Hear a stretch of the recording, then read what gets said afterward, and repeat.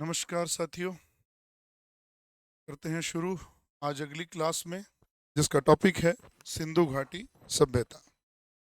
इससे पहले हम दो टॉपिक कर चुके हैं। प्राचीन भारतीय इतिहास को जानने के स्रोत और दूसरा पाषाण काल। ठीक उसी कड़ी में अगली क्लास है सिंधु सभ्यता या सिंधु घाटी की सभ्यता। इसको शुरू करूं उससे पहले इसका कुछ परिचय है और वो बहुत आवश्यक है। इतिहास के विद्यार्थियों के लिए ये तीन टॉपिक सामान्यतया स्रोत, पाषाण काल, सिंधु घाटी की सभ्यता बहुत नीरसता वाले टॉपिक लगते हैं, जिनसे वो बचता है। हालांकि जब भी वो पढ़ना शुरू करता है जोश में, तो इन्हीं से शुरू करता है, लेकिन इन तीन चार टॉपिक्स को पार करते करते उसकी बैटरी डाउन हो जाती। लेकिन फिर भी सबसे ज़्यादा बार इनको पढ़ चुका होता है, लेकिन फिर भी इसको पढ़ने से कतराता है।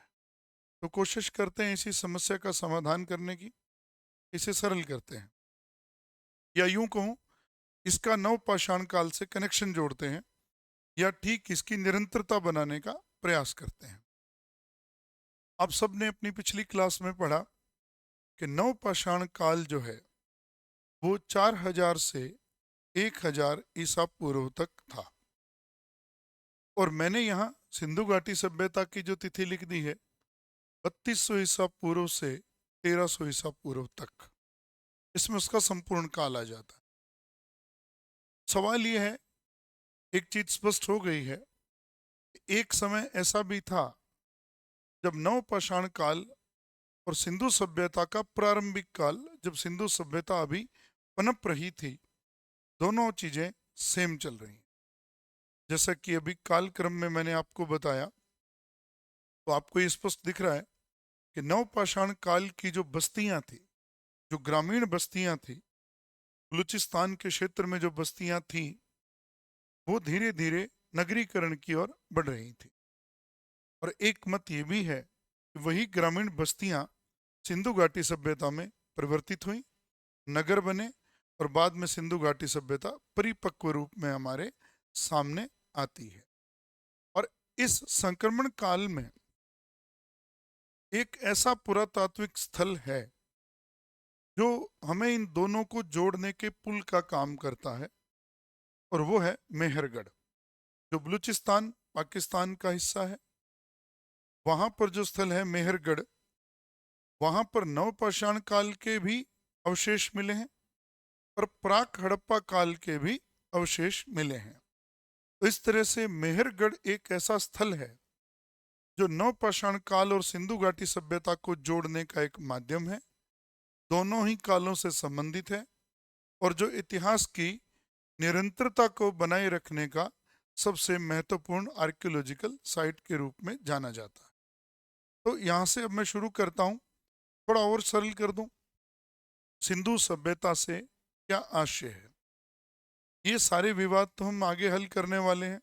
इसको सिंधु सभ्यता क्यों कहते हैं, सिंधु घाटी सभ्यता क्यों कहते हैं, हड़प्पा क्यों कहते हैं, अभी वो मुद्दा नहीं। आप इसको थोड़ा और सरल करके समझिए। मनुष्य लगभग, भारत की बात कर रहा हूँ, जितना हम पीछे पढ़ के गए 5 लाख साल पहले भारत में होमो इरेक्टस के रूप में उसके अवशेष हम पाते हैं। समय गुजरा, मनुष्य आदिवासी जीवन से, घुमक्कड़ जीवन से, जंगली जीवन से विकास करता करता बाहर आया। नवपाषाण काल तक आते आते वो स्थायित्व प्राप्त कर गया कृषि में भी और बस्तियां बनाने में। पशु को पालतू बनाया, पहिए का आविष्कार किया, बर्तन चाक पर बनाए, आग का आविष्कार जो पहले से हो चुका था उसको उसने बड़े पैमाने पर उसका प्रयोग किया, शवों का अंतिम संस्कार करना सीख गया। ये इस बुद्धिमान मानव की कुछ विशेषताएं थी। लेकिन ये व्यक्ति सभ्यता को और आगे बढ़ाता है और उसको नगरीकरण तक लेके जाता है, जिसके अवशेष हमें सिंधु घाटी में सर्वप्रथम मिलते हैं। तो इसलिए सबसे बड़ा प्रश्न आपको ये याद रखना है, हम सिंधु घाटी सभ्यता इसलिए कह रहे हैं कि पाषाण काल का वो मानव जो विकास करते करते नगरीकरण की स्थिति में पहुंच गया था, उस नगरीकरण में पहुंचे हुए मनुष्य या उस सभ्य मनुष्य का सबसे पहला प्रमाण हमें सिंधु घाटी के ही केंद्र में मिलता है। इसलिए हम इसे सिंधु सभ्यता के नाम से जानते हैं। व्यक्ति वही है, विकास निरंतर जारी है, लेकिन उसके विकसित या सभ्य होने का प्रमाण हमें जहां से मिला वो सिंधु नदी का किनारा है। इसलिए हम उसे पाषाण काल से अलग काट के सिंधु घाटी सभ्यता में परिवर्तित कर देते हैं, और यहीं से हम इसको अब आगे पढ़ने जा रहे हैं। इतिहास निरंतर है, उसमें एक पड़ाव है सिंधु सभ्यता। जैसे पिछला पड़ाव था पाषाण काल, इसके बाद अगला पड़ाव रहेगा वैदिक सभ्यता। निरंतरता है, एक का स्थान दूसरा ले लेता है।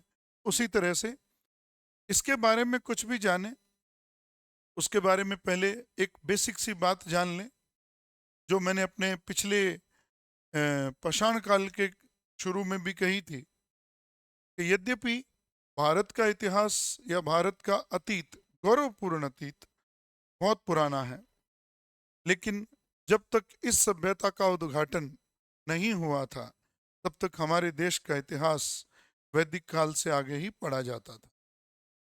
क्योंकि हम लोग अतीत के बारे में जब तक जानते नहीं थे, इसलिए हमने अपने इतिहास को वहां से प्रारंभ किया था। भारत में जैसे ही यूरोपियों का आगमन हुआ और उन यूरोपियों ने भारत के अतीत में, भारत की प्राच्य भाषाओं में रुचि दिखाई, और उस रुचि का ही परिणाम ये था कि हम अपने इतने गौरवमयी अतीत से परिचित हो सके, और उसको परिचय कराने का श्रेय मूलतः यूरोपियंस को ही है। या मैं विशेषकर, आप लोग पढ़ते हैं जॉन मार्शल, लेकिन मैं जॉन मार्शल से भी पीछे कनिंघम को भी इसका श्रेय देना चाहता हूँ, क्योंकि जिसने भी थोड़ी थोड़ी आहुति इसमें दी वो सब इसके श्रेय के पात्र हैं। तो हम सारी कहानियां पढ़ने वाले हैं, कैसे खोज हुई, क्या है सिंधु घाटी सभ्यता। सिंधु घाटी सभ्यता का जब भी अध्ययन करना हो तो उसे यूं उलझन में अध्ययन ना करें, उसे कुछ भागों में डिवाइड कर लेना बेहतर रहता है।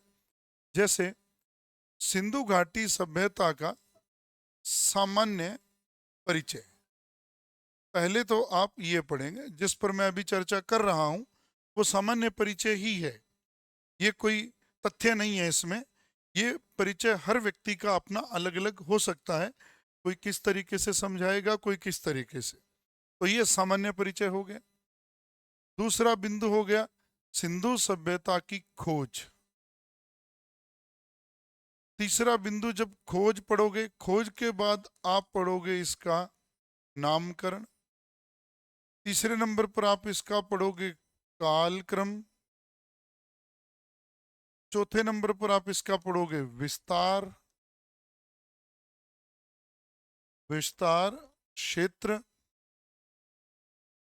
पांचवें नंबर पर हम पढ़ते हैं इसके प्रमुख नगर या प्रमुख साइट्स। छठे नंबर पर हम पढ़ते हैं इसकी विशेषताएं। वैसे आपको आपकी जानकारी के लिए बोल दूं, विशेषताएं वैसे इनके साथ भी पढ़ी जाती है। जब ये चर्चा होती है, एक तरह से सिंधु सभ्यता की विशेषताओं पर साथ ही चर्चा होती है, पर फिर भी एक अलग बिंदु रख देता हूं, क्योंकि आपके पाठ्यक्रम में है तो आप लोगों को ये अजीब भी लगेगा नहीं, इसलिए अलग रख दिया। विशेषताओं के बाद आता है इसका प्रशासन कह लो, या इस पर जो लोग इसको चलाते थे, इसके प्रमुख वो लोग, शासनकर्ता, और मुख्य फिर अंतिम बात पर हम बात करेंगे इसका पतन। अब सवाल उठता है, इसके बीच में हम एक चीज और डालेंगे, सिंधु सभ्यता की खोज और नामकरण के बीच में एक चीज, चलो मैं अलग लिख देता हूं, कि सिंधु सभ्यता के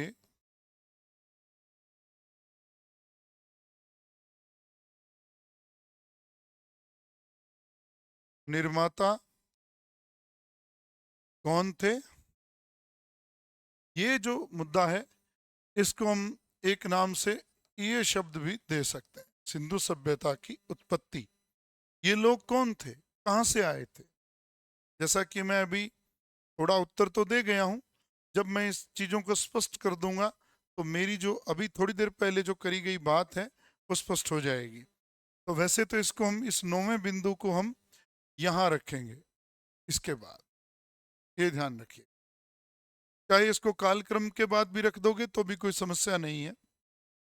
अब मैं एक छोटी सी परिचय के बाद सिंधु घाटी सभ्यता को विधिवत रूप से आपको और समझाने की कोशिश करता हूं। तो सुनिए, सिंधु घाटी सभ्यता के बारे में पढ़ने से पहले ये जान लें, एक तो हमने पिछली क्लास में पढ़ा नवपाषाण का, फिर हम पढ़ते हैं जिसको मैं एक बार यहां लिख रहा हूं, सिंधु सभ्यता। सिंधु सभ्यता 3 नामों से जानी जाती है। एक तो प्राक, चाहे उसे प्राक हड़प्पा कह लो, फिर आप इसे परिपक्व हड़प्पा कह लो,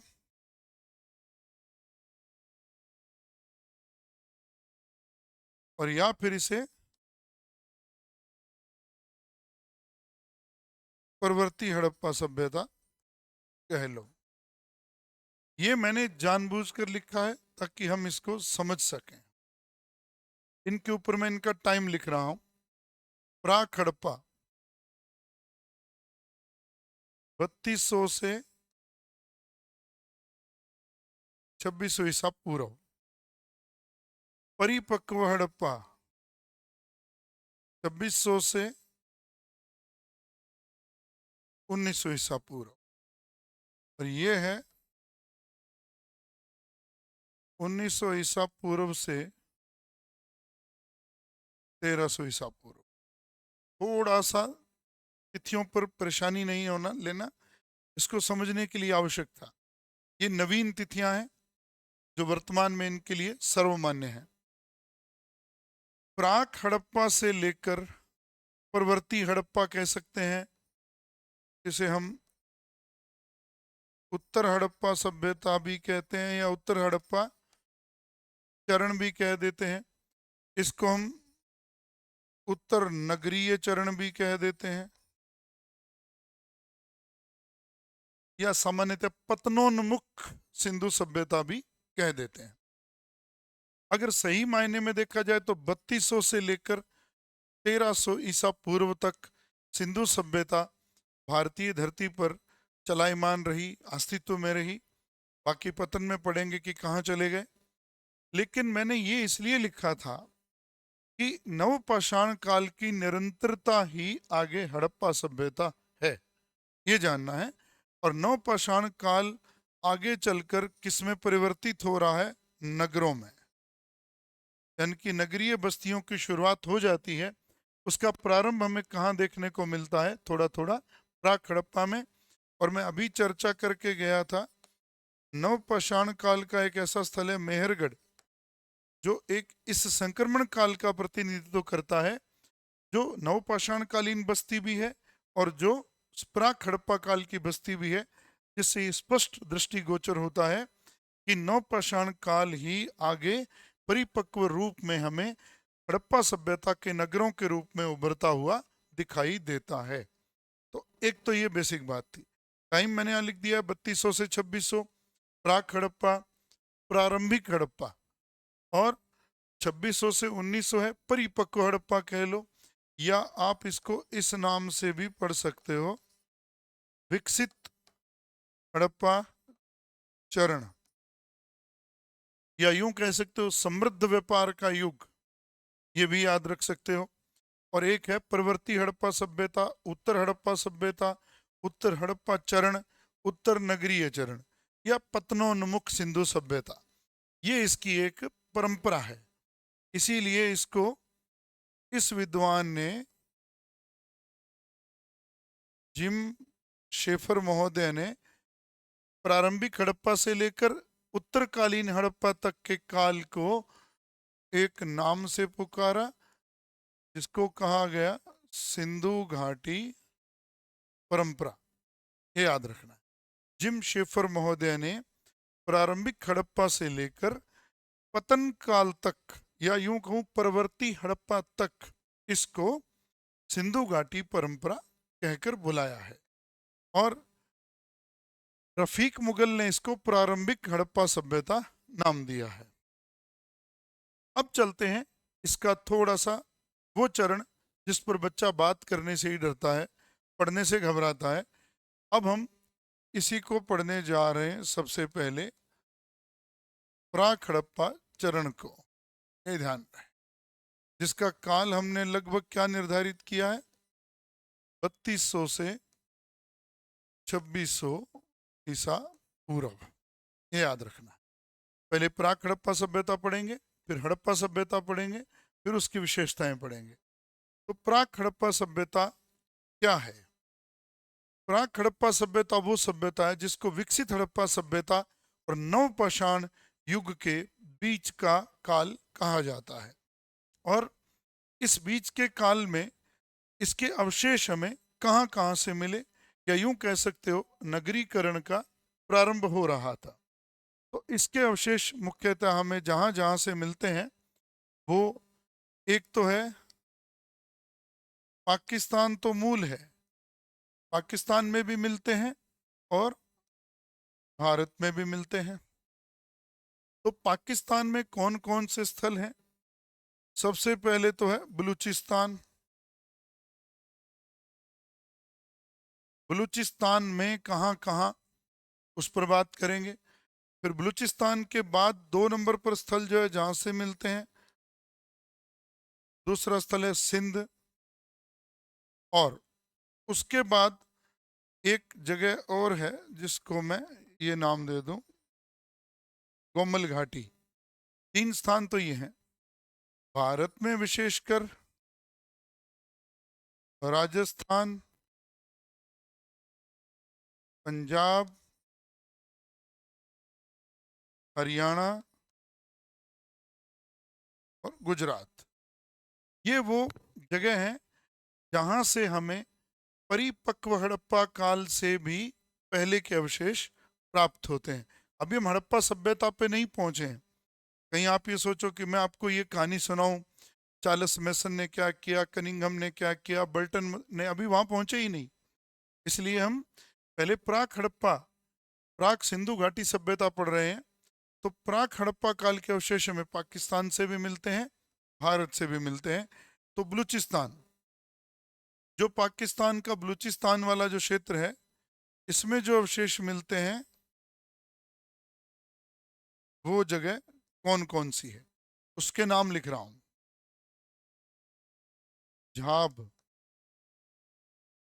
क्वेटा, कुल्ली, नाल, माही,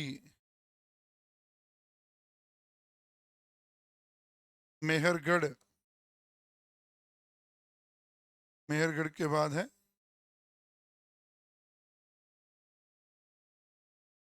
किले गुल मोहम्मद।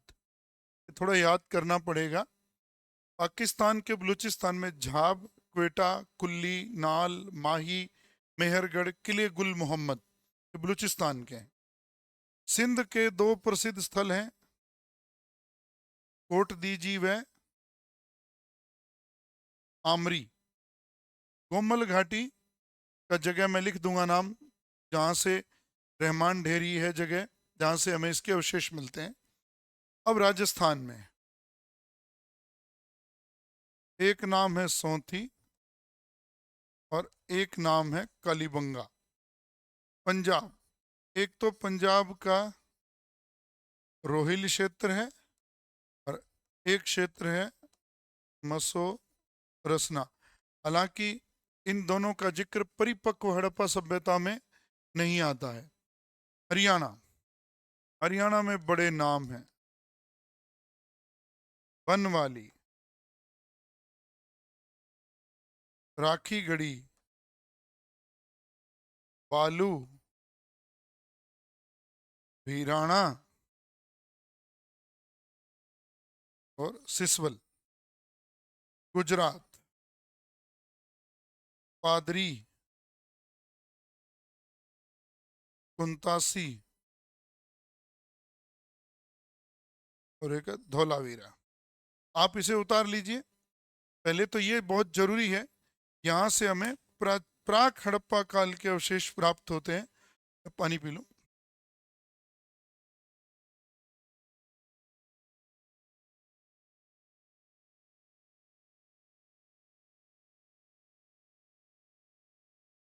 तो ये आपको याद रखने हैं।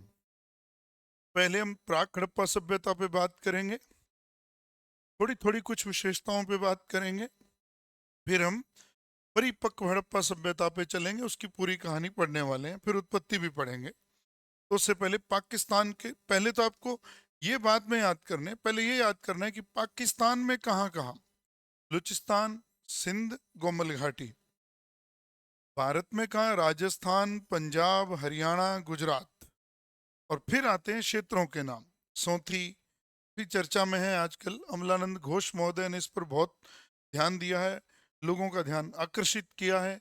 क्यों किया है, अभी उस पर बात करेंगे। पहले ये बात ये याद रख लीजिए आप।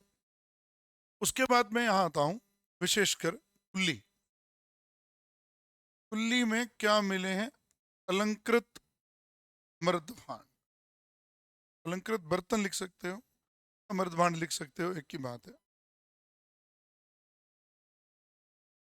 ये नाल में क्या मिला है, एक गरुड़ है सिलखड़ी के ऊपर बना हुआ, जिसने अपने पंजे में सर्प को दबा रखा है। ये कुछ वहां के विशेष बातें हैं जिनके बारे में बात कर रहा हूं। मेहरगढ़, सबसे प्राचीन स्त्री मूर्ति हमें मेहरगढ़ से ही प्राप्त होती है, ये ध्यान रखना है। विशेषकर इन बातों का ध्यान रखना है। सबसे प्राचीन स्त्री मूर्ति मेहरगढ़ सबसे प्राचीन स्थल है। सिंधु प्राक सभ्यता का सबसे प्राचीन स्थल है मेहरगढ़। और वहां से कृषि के प्रमाण हम नवपाषाण काल में पढ़कर गए हैं, भैंस को पालतू बनाने का साक्ष्य हम पढ़कर गए हैं। और प्राचीन स्त्री मूर्ति प्राप्त हुई, एक तो ये अलंकृत बर्तन कुल्ली से, ये गरुड़ को पंजे में दबाने के साथ साथ यहाँ से प्राक हड़प्पा काल में बांधों के साक्ष्य भी प्राप्त होते हैं, ये ध्यान रखना है। ये हो गया इसके बारे में। अब हम आते हैं कोट दीजिए और आमरी में। आमरी की खोज करने वाले थे मजूमदार महोदय, ये याद रखना। और आमरी में गेंडा, या मैं कहूं राइनो की हड्डियां प्राप्त हुई हैं। ये प्राक हड़प्पा काल के कुछ अवशेष हैं, जो जहां से कुछ थोड़े थोड़े महत्वपूर्ण चीजें जिनको हम बात कर लें। कोट दीजिए, जिसके खोजकर्ता थे फजल अहमद खां, और यहां से अग्निकांड का साक्ष्य प्राप्त होता है, ये ध्यान रखना है। अग्निकांड का साक्ष्य कोट दीजी से प्राप्त होता, ये बहुत बढ़िया बात है। ये दो चीजें याद रख लेना। कोमल, कोमल घाटी में प्राक हड़प्पा युग में ग्रिड पैटर्न पर नगर निर्माण की प्राप्ति व इसी तरीके से समकोण पर काटती हुई सड़कें भी मिलती हैं। तो मेरा ये कहने का मतलब है, सबसे पहले तो आपको क्या याद रखना है कि प्राक हड़प्पा सभ्यता कहते किसे हैं। नवपाषाण काल का अंत और विकसित हड़प्पा सभ्यता के बीच का काल। क्योंकि जब तक हम प्रारंभिक हड़प्पा सभ्यता के बारे में नहीं जान लेंगे, तो हमें ये जानकारी नहीं मिलेगी कि हम परिपक्व हड़प्पा सभ्यता में प्रवेश कैसे कर गए, डायरेक्ट कैसे कर गए। तो ये जानना जरूरी है। प्राक हड़प्पा सभ्यता का समय है 3200 से 2600। और प्राक हड़प्पा काल के अवशेष हमें पाकिस्तान और भारत दोनों जगह से मिलते हैं। पाकिस्तान में बलूचिस्तान, सिंध और गोमल घाटी, जिनमें झाब, क्वेटा, कुल्ली, नाल, माही, मेहरगढ़, किले गुल मोहम्मद, ये स्थान, यहीं से प्रश्न बन जाता है कौन सा स्थल प्राक हड़प्पा कालीन स्थल नहीं है या है, ये ध्यान रखना है। दूसरी बात, सिंध, सिंध में कोट दीजी और आमरी, आमरी की खोज करने वाले थे मजूमदार महोदय, और यहाँ पर गेंडा या राइनो की हड्डियां प्राप्त हुई हैं। और उसके बाद कोट दीजी में अग्निकांड का साक्ष्य मिलता है, अग्निकांड से ये जगह जो है नष्ट हो गई थी, इसके साक्ष्य हमें वहां से मिलते हैं। और गोमल घाटी में हमें विशेषकर एक जो खास सिंधु सभ्यता की विशेषता है वो हमें मिलती है कि ग्रिड पैटर्न पर नगर और सड़कें, विधिवत तरीके से बनी हुई सड़कें हमें प्राप्त होती हैं, ये इसकी विशेषता है। अब हम आते हैं राजस्थान पे। राजस्थान में सौंथी बहुत प्रसिद्ध और बहुत चर्चित स्थल है वर्तमान में। अमलानंद घोष ने जिनके ऊपर काफी ध्यान आकर्षित किया है हमारा। कैसे? उनका मानना यह है कि सिंधु घाटी सभ्यता के जितने भी नगर हैं या जितनी भी उनकी जनता है या जितने भी लोग हैं, वो जहां भी फैले, जिस जिस क्षेत्र में सिंधु घाटी सभ्यता फैली, वो सब लोग सबसे पहले सौंथी में रहते थे और वहीं से वो पूरी सभ्यता में फैले। या यूं कह दूं, सौंथी को उन्होंने सिंधु सभ्यता के लोगों का प्रारंभिक स्थल माना है, यहीं उनका आरंभ माना है और यहीं से ही ये आगे बढ़े। ये बीकानेर में है, विशेषकर इस जिले में है। और दूसरा है कालीबंगा, जो राजस्थान के हनुमानगढ़ जिले में प्राचीन घग्गर के किनारे है। कालीबंगा में भी प्राक हड़प्पा काल के अवशेष तो मिलते ही हैं, इसके साथ साथ कालीबंगा की क्या विशेषता है, प्राक हड़प्पा युग में तुर्गीकरण का साक्ष्य है। एक तो ये याद रखना है, और एक ईंटों का अनुपात 3:2:1 प्राप्त होता है। ये कालीबंगा की खास बात जो आपको याद रखनी है। बाकी हड़प्पा सभ्यता की सारी विशेषताएं तो उस काल में आ जाएंगी, तो ये ध्यान रहे राजस्थान में दो स्थल हैं, सौंथी और कालीबंगा। सौंथी के बारे में अमलानंद घोष ने बहुत रुचि ली है और उन्होंने जो कहा है मैंने अभी अभी आपको स्पष्ट किया है कि उनका ये मानना है कि सिंधु सभ्यता के लोग सबसे पहले सौंथी में ही रहते थे और सौंथी से ही वो पूरे क्षेत्र में फैले, जहां तक भी वो गए उनका प्रारंभिक स्थल, उद्गम स्थल ये था। और दूसरा, कालीबंगा में प्राक हड़प्पा काल से हमें दुर्गीकरण का साक्ष्य मिलता है, ये याद रखना है। और दूसरा, उनकी ईंटों का अनुपात 1:2:3, तो सिंधु सभ्यता के समय में आकर क्या हो गया, 1:2:4। तो ये ध्यान इसका रखना है। ये दो क्षेत्र पंजाब के हो गए, और बनवाली और राखी गढ़ी, बालू, भिराणा, सिसवल, ये सारे के सारे स्थल हरियाणा में हैं।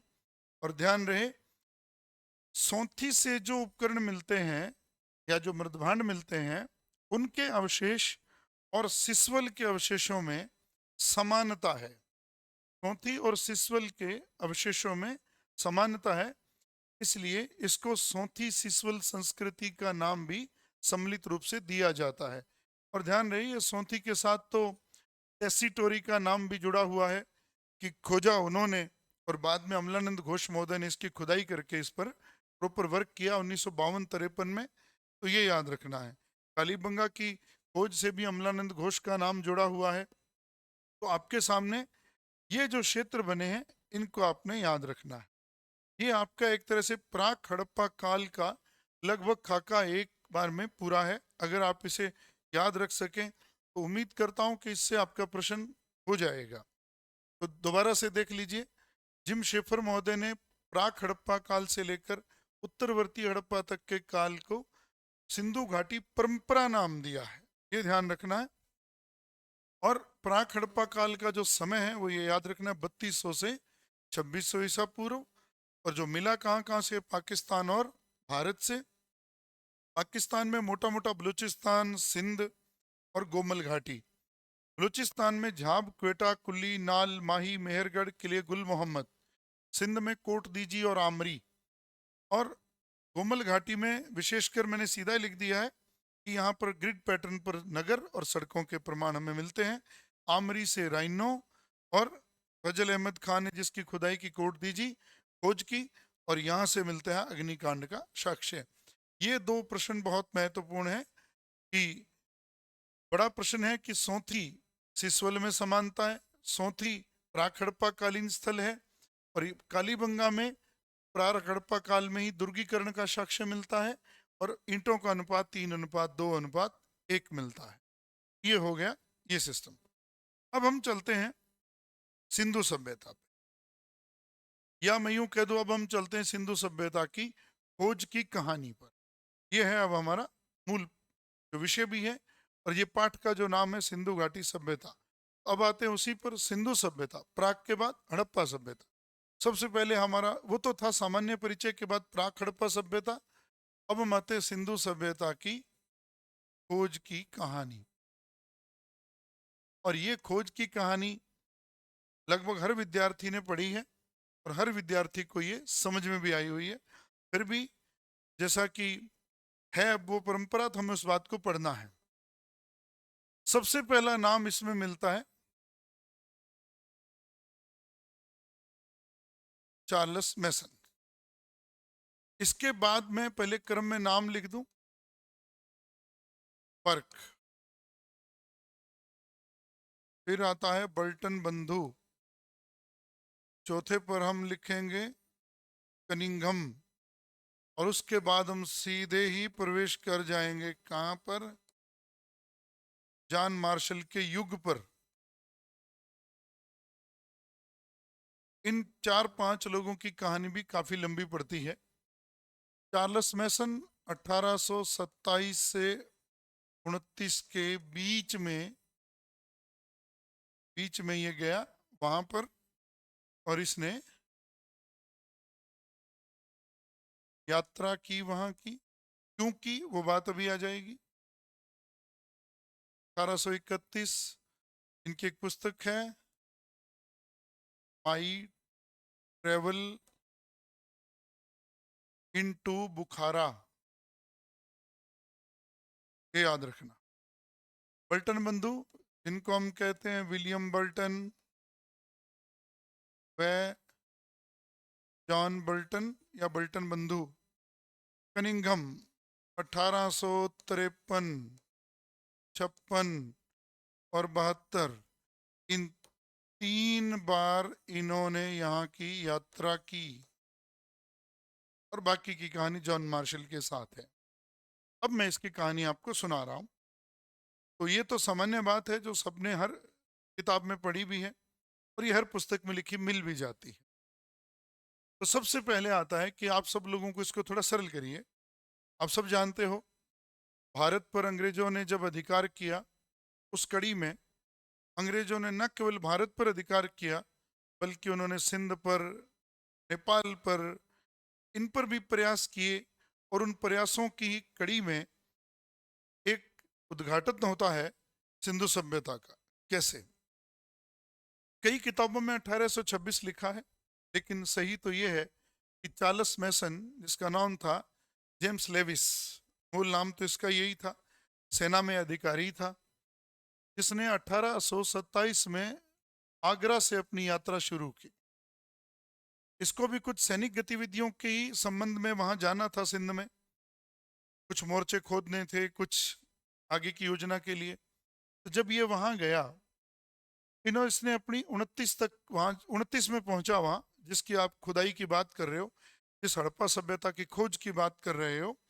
तो चार्ल्स मैसन 1827 में अपनी यात्रा शुरू करता है, और वहां जब 29 में पहुंचता है, जमीन जब खोदता है, तो क्या पाता है कि कुछ ईंटें बनी बनाई इसको मिल रही हैं जमीन से, पक्की ईंटें हैं, और वहां से ईंटें लोग भी ले जा रहे हैं। इसलिए ये प्रश्न भी बनता है एनसीईआरटी के आधार पे कि हड़प्पा का जो पुराना स्थल है हड़प्पा, जहां से इसकी सर्वप्रथम खुदाई हुई, उस स्थल को वहां के स्थानीय लोगों ने बहुत नुकसान पहुंचाया है। वो यहाँ से ईंटें निकाल निकाल कर ले गए। हम भी नहीं छोड़ते, अगर गाँवों में देखें बाहर कोई सड़क बन रही है तो देखा तो रात को ईंटें उठा के घर रख लेते हैं। तो है तो वो पुरानी सभ्यता, लोगों को क्या जानकारी कि हम एक देश की वो निधि का नुकसान कर रहे हैं जिसका उनको पता नहीं था। तो ईंट चोरों ने उसको बहुत नुकसान पहुंचाया है। तो ये स्थल है हड़प्पा। तो चार्ल्स मैसन जब वहां गया, उसने अपने हिसाब के लिए खुदाई करी और ईंटें बनी बनाई जब उसको मिलने लगी, तो उसने देखा यार इसके नीचे तो कोई शहर है, लेकिन उस शहर का अंदाजा जो उसने लगाया वो ठीक ठाक नहीं लगाया। उसका अनुमान ये था कि ये वो जगह जहां पर कभी सिकंदर और पोरस की लड़ाई हुई थी, तो शायद सिकंदर यहाँ कुछ समय रुका था। तो रुकने के दौरान उसने अपने लिए कोई अस्थायी नगर बनाया हो या अस्थायी कुछ निर्माण किया हो, ये उसी निर्माण के अवशेष हैं। तो आपको ये कहना है कि संयोगवश ये खोज हो गई इसके कर कमलों से, चार्ल्स मेसन जो एक सेना में अधिकारी है, और उसकी खोज से सामने आया कुछ कि वहां पर कुछ है। बस इतना क्लियर हुआ। इसने जो आकर अपनी रिपोर्ट दी या इसने आकर जो जो देखा था उसको इसने किस पुस्तक में लिखा, ये याद रख लें। नरेटिव ऑफ जर्नी, ये याद रखना है। बढ़िया प्रश्न है, नरेटिव ऑफ जर्नी। ये किसकी पुस्तक? चार्ल्स मैसन ने इस पुस्तक में अपनी जानकारी जो है, जो वहां देखा वो दी। 1831 में बर्क महोदय जाते हैं, बर्न महोदय।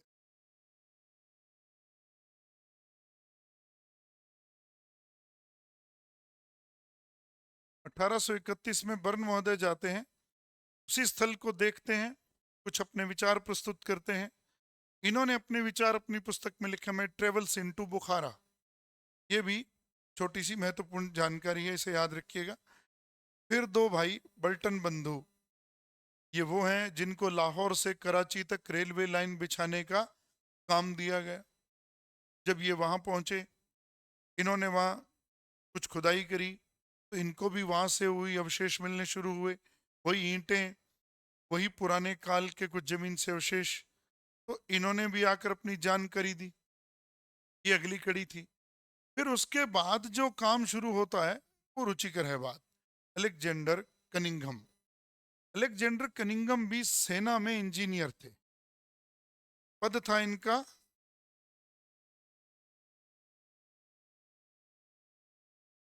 इंजीनियर, और पेशे से क्या थे? मुद्रा शास्त्री। और काम क्या किया? सभ्यता को खोजने का। तो ये बड़ा प्रश्न अब ये है, कल हम इससे पिछली क्लास में हमने बात करी है पाषाण युग में, कि इन्होंने सिक्कों पर भी पुस्तक लिखी, coins of ancient India, stupa of Bharhut, Bhilsa topes, Mahabodhi, इनकी कुछ रचनाएं हैं। एंशियंट ज्योग्राफी ऑफ इंडिया, ये वही कनिंघम है। कनिंघम ने ये जितनी भी जानकारियां अब तक मिली थी उन सबको आधार बनाकर उस क्षेत्र की यात्रा की। तो ध्यान रहे, यात्रा इन्होंने 3 बार की। कुछ पुस्तकों में 2 बार भी लिखा है, 1853 और 56, उसमें 72 की यात्रा का उल्लेख कुछ पुस्तकों में नहीं है। तो 3 बार इन्होंने जब वहां यात्रा की, 53, 56, 72, तो फिर इन्होंने अपनी रिपोर्ट जो है वो 1875 में पेश की कि मैंने वहां क्या देखा।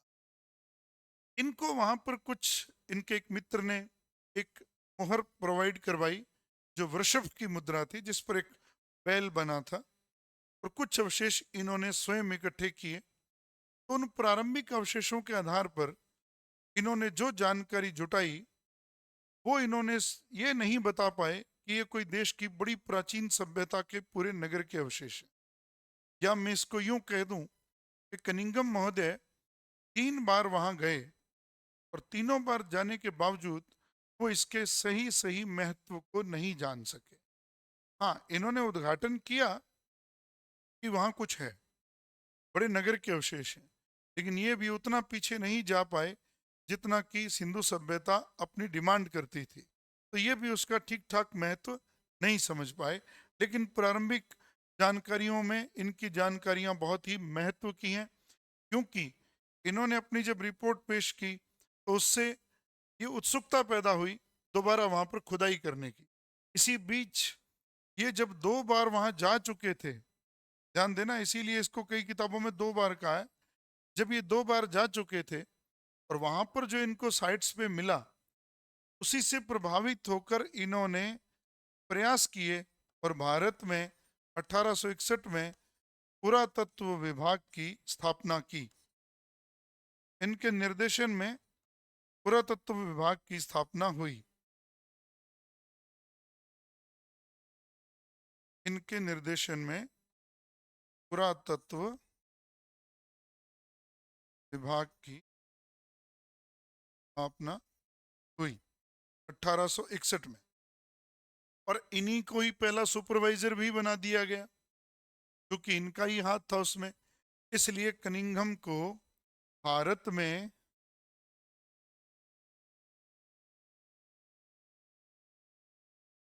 पुरातत्व का पिता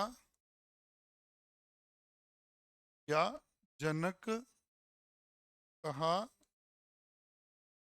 जाता है, ये याद रखना।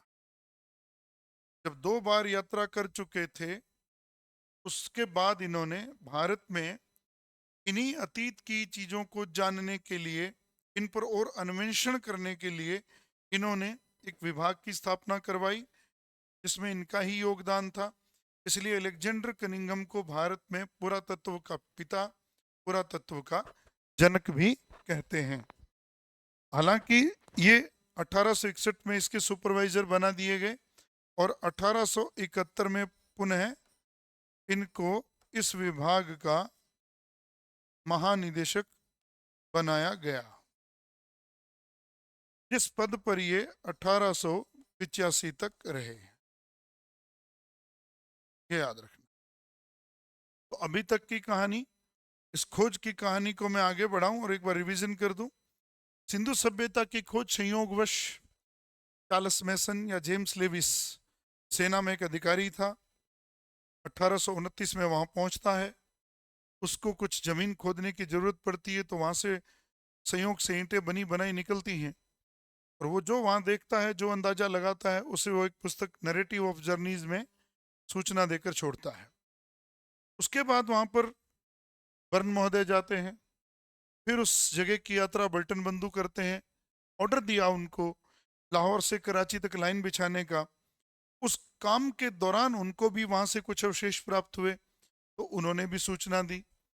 उसके बाद उसकी यात्रा करी अलेक्जेंडर कनिंघम ने 3 बार, लेकिन 2 बार यात्रा करने के पश्चात उन्होंने जो अवशेष प्राप्त किए उससे प्रभावित हुए, और खुदाइयाँ और अन्वेषण करने के उद्देश्य से भारत में एक विभाग की स्थापना हुई 1861 में, पुरातत्व विभाग।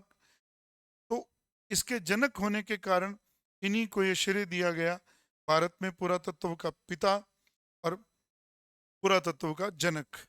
इन्होंने इसी के महानिदेशक के रूप में 1871 से लेकर 1885 तक काम किया।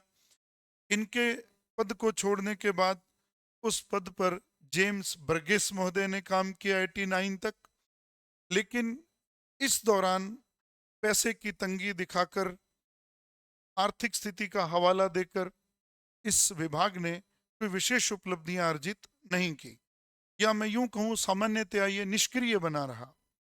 लेकिन जब भारत में लॉर्ड कर्जन आता है, तो इस विभाग में पुनः जान आ जाती है।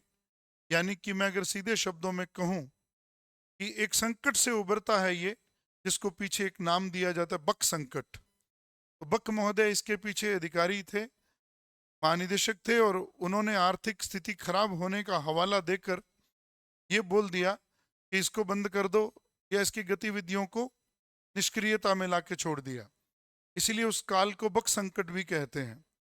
बाद में जब भारत में लॉर्ड कर्जन वायसराय बनकर आया, तो इस विभाग का पुनर्गठन हुआ और उसमें जान पड़ी, और वो सब कुछ हुआ 1902 में, जब इसके महानिदेशक बनाए गए सर जॉन मार्शल। ये ध्यान रखें, मार्शल महोदय 1902 से 1928 तक इसके महानिदेशक रहे।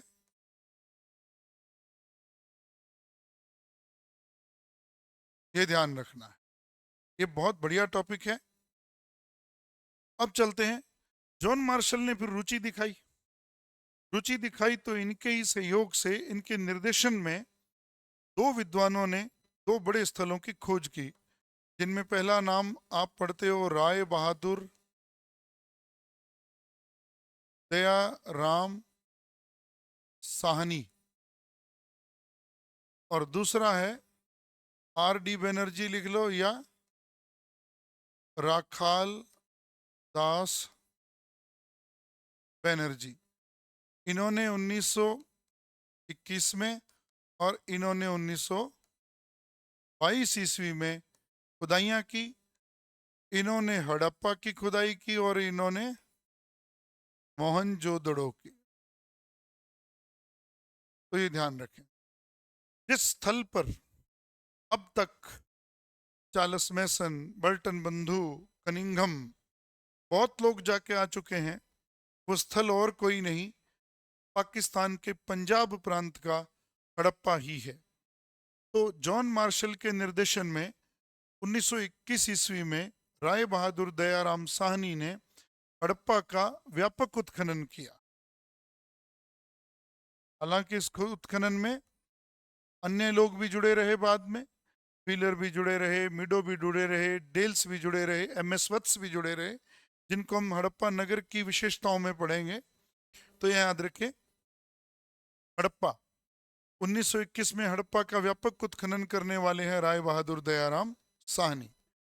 ठीक एक साल बाद आर डी बनर्जी ने मोहनजोदड़ो की व्यापक खुदाई की।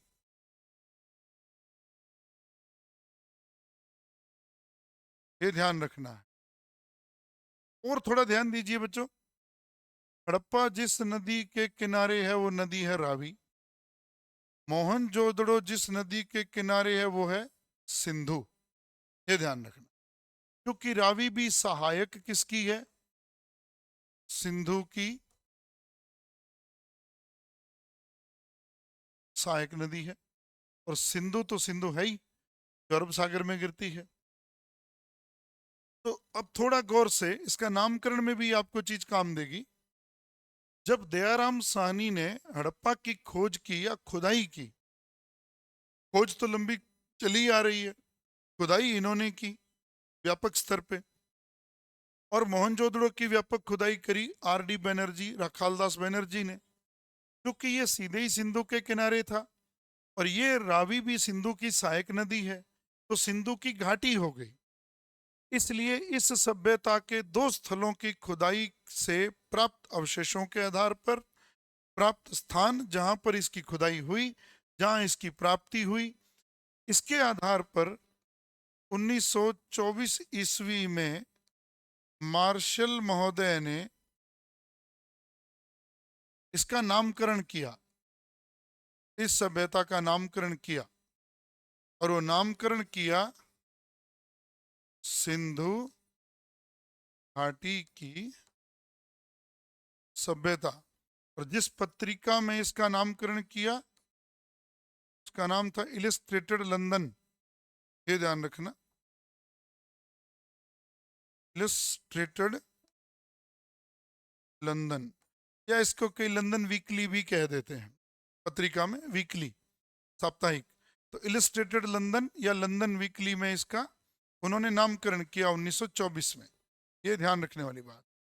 हालांकि सिर्फ नामकरण का उल्लेख इन्होंने इस पत्रिका में किया, लेकिन जहां जो अवशेष यहां से मिले थे, जो चीजें यहां से प्राप्त की थी, ये सारी चीजों की विस्तृत व्याख्या उन्होंने अपनी एक अलग पुस्तक में की है। उस पुस्तक का नाम था Mohenjodaro and the Indus civilisation.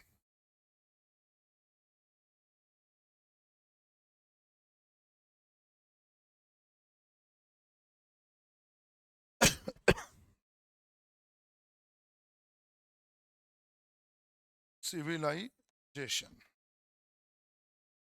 ये है इनकी पुस्तक। बहुत महत्वपूर्ण सवाल है ये ध्यान रखना। तो सबसे पहले मैसन, फिर बल्टन, कनिंघम, उसके बाद मार्शल के निर्देशन में दयाराम साहनी और राखालदास बनर्जी, इन्होंने जो दो स्थानों की खुदाई की, उसके आधार पर 1924 में सर जॉन मार्शल ने इसका नामकरण किया सिंधु घाटी की सभ्यता। जिस पत्रिका में इन्होंने उसका नाम उद्घाटित किया, उसका नाम था इलस्ट्रेटेड लंदन या लंदन वीकली, और उसकी विस्तृत व्याख्या जो वहां से मिला, उसकी विस्तृत व्याख्या उन्होंने Mohenjodaro and the Indus civilisation में इसका व्याख्या की। और देखिए कितनी विडंबना है, जब मार्शल ने इसका नामकरण किया तब तक मार्शल वहां गया ही नहीं था। मार्शल ने बैठे बैठाए ही ये सारी घोषणाएं कर दी। वहां वो बाद में पहुंचता है, लेकिन ये घोषणा वो पहले कर चुका होता है। पहुंचता वहां 1 साल बाद है, 1925 के आसपास, लेकिन 1924 में सभ्यता का उद्घाटन, उद्घोषणा वो कर चुका है। तो खैर कुल मिलाकर इस सभ्यता को पहला नाम मिला किसके द्वारा? जॉन मार्शल के द्वारा। बाद में इसका नामकरण मार्टिन व्हीलर महोदय ने भी किया।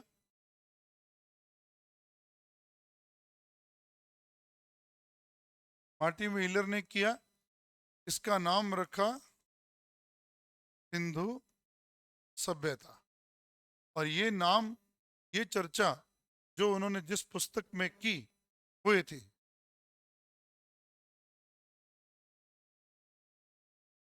Civilisation of the Indus valley and beyond, ये व्हीलर महोदय की पुस्तक, इसमें इन्होंने इसको सिंधु सभ्यता कह के पुकारा। तो एक पुस्तक तो है जॉन मार्शल की, Mohenjodaro and the Indus civilisation या इंडस वैली सिविलाइजेशन, और दूसरा व्हीलर की है civilisation of the Indus, civilisation of Indus valley and beyond. याद रखना। व्हीलर महोदय की एक और किताब भी है, माई आर्कियोलॉजिकल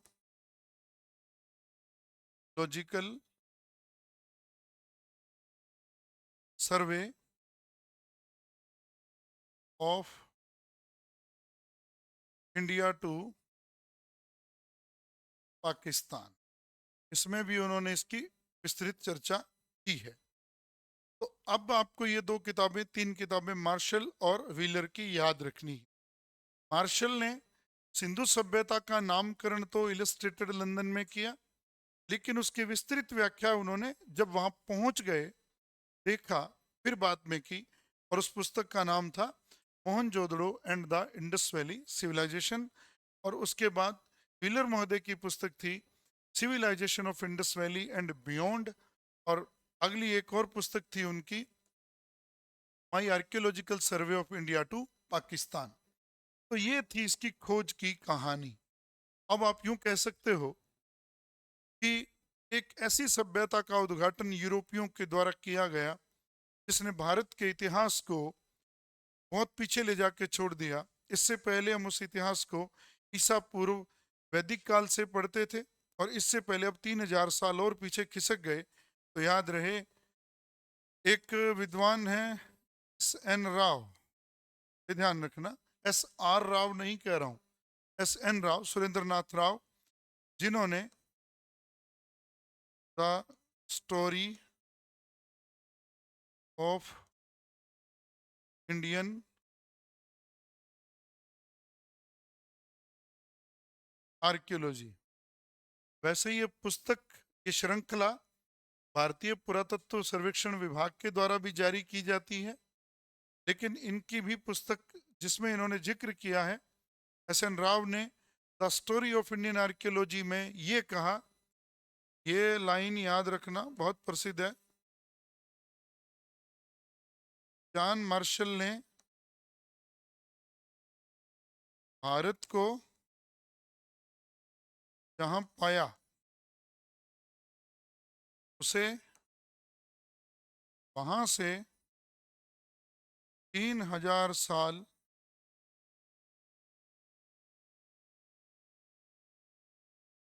पीछे ले जाकर छोड़ दिया।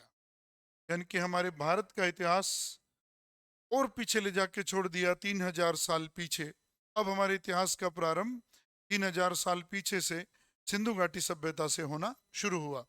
तो ये स्टेटमेंट याद रखना S.N. राव जी का।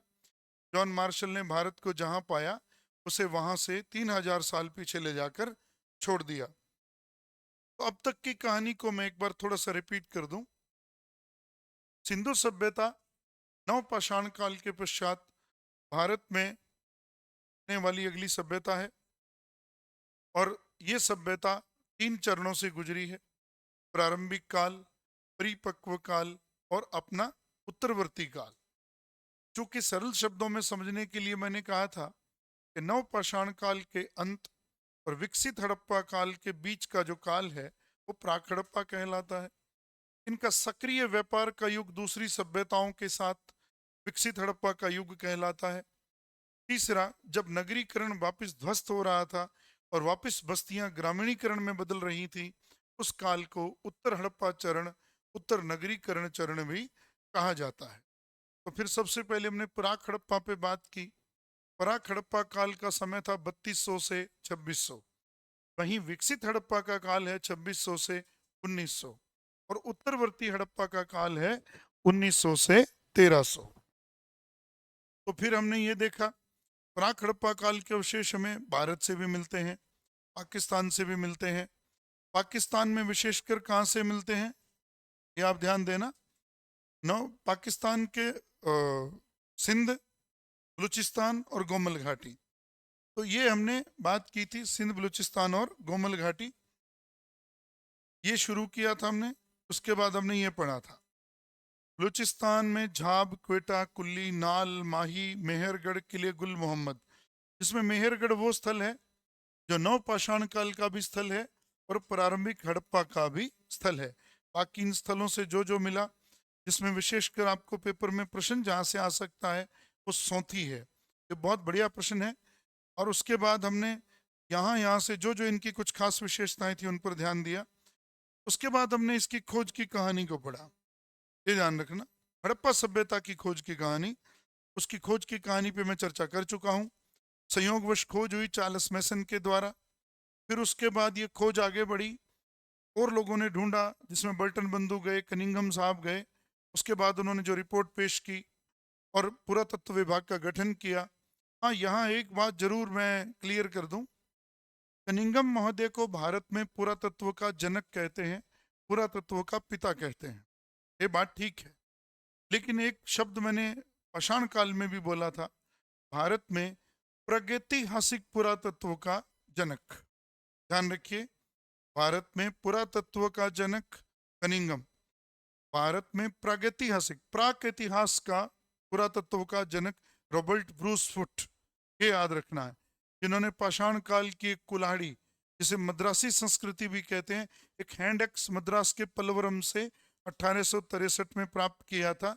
और जहां से एक बड़ी क्रांतिकारी खोज से और फिर सोहन घाटी में उपकरण मिलने से विधिवत हम पूरा पाषाण काल को पढ़ सके, शुरू किया, हम जान पाए। तो ये थोड़ा शब्दों का भेद ध्यान रख लेना। फिर जॉन मार्शल के निर्देशन में आगे बढ़े, दयाराम साहनी और राखलदास बनर्जी ने कुछ प्रारंभिक उत्खनन किए बड़े पैमाने पर, और हड़प्पा और मोहनजोदड़ो की खुदाइयां हुई और इस सभ्यता का नामकरण हुआ। नामकरण भी हुआ किसके द्वारा? जॉन मार्शल के द्वारा। जॉन मार्शल ने 1924 में लंदन वीकली या इलस्ट्रेटेड लंदन में इसका नामकरण किया, सिंधु घाटी की सभ्यता।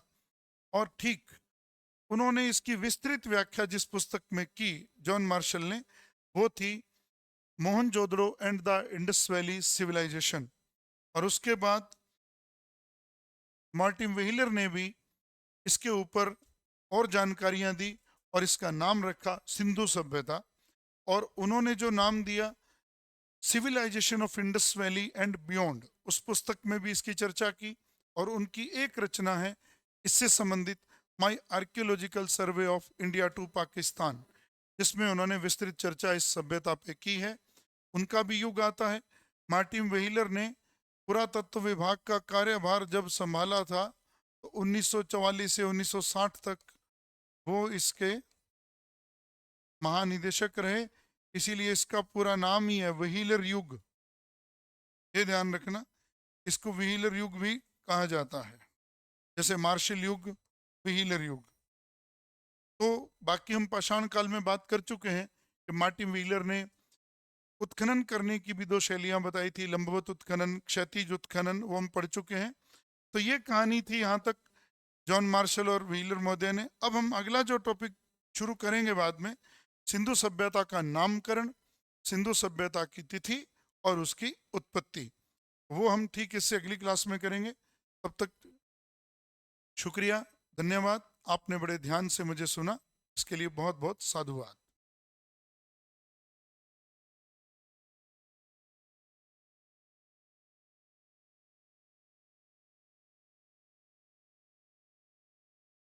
मिनट या 1 घंटे।